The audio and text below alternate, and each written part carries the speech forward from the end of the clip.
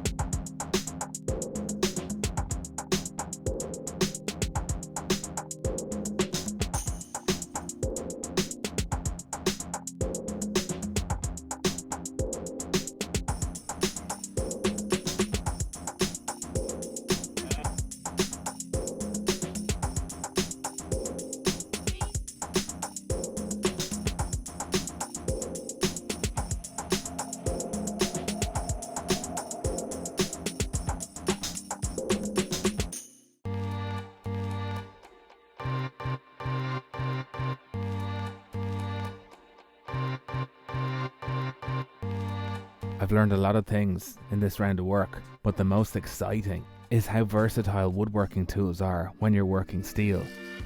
My new favourite thing, cutting mild steel sheet with a jigsaw. Now if this thing is slower through a piece of 1.5mm mild steel than an angle grinder, I don't care.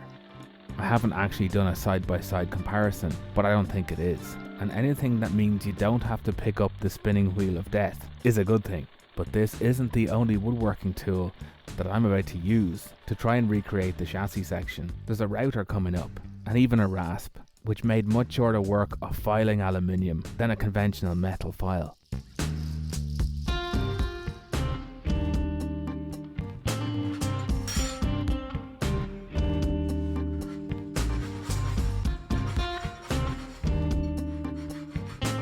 Now, between templating and cardboard and cutting with a jigsaw, even with my best efforts, these oval holes, they needed more than a little fettling to get them into true.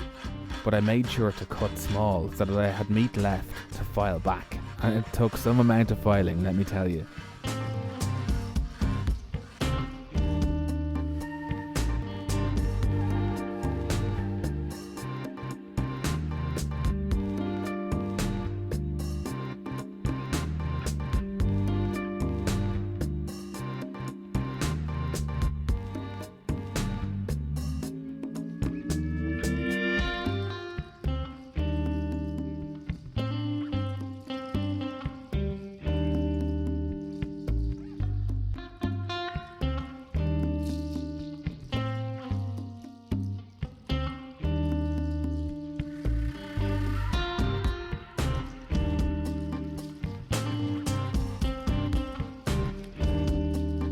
I've learned a couple of things the hard way about using a router.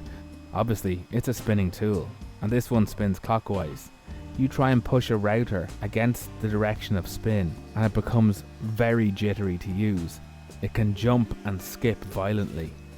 So violently, in fact, that it started to pull the bit out of its collet.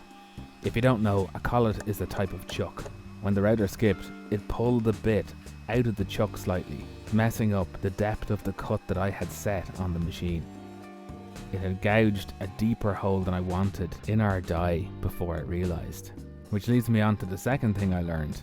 Certainly with my router, there's a very specific way it wants the bit tightened up in the collet. I had made a mess out of the first oval before I figured out that I needed to semi-tighten the chuck before offering the bit into it, and then tightening it down the rest of the way. Now this has been trial and error from the beginning, and I never for a second assumed that this would be my first attempt. But despite having made a mess, I'm going to keep going through to the end, so that the second attempt is the last attempt.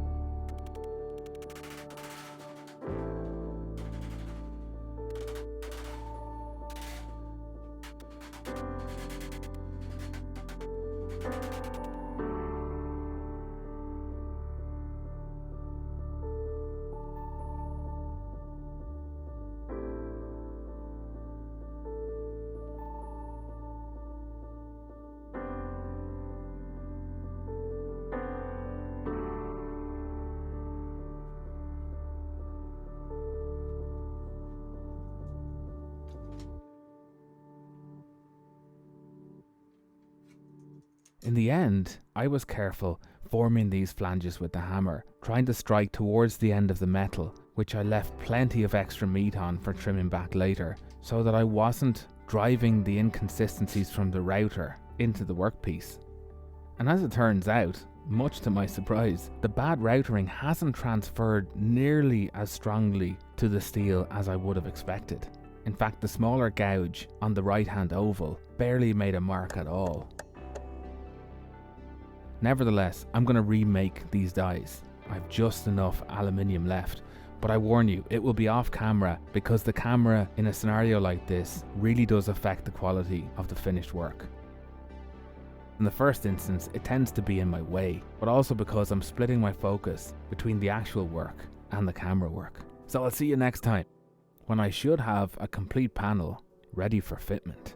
Thank you to my patrons, Mick Gillen, Thomas Deidrell, Gavin Sutherland, Paul Yeaton, Greg Beachy, Connor Keogh, David Traynor, Andrew Sanderson, Christoph Medzi-Brodsky, Oliver Cattell Ford and Jim Frank, and thank you all my patrons for keeping me chipper and afloat. Any remaining proceeds are going to a workshop fund, because I like swinging cats and I can't do it in this shed.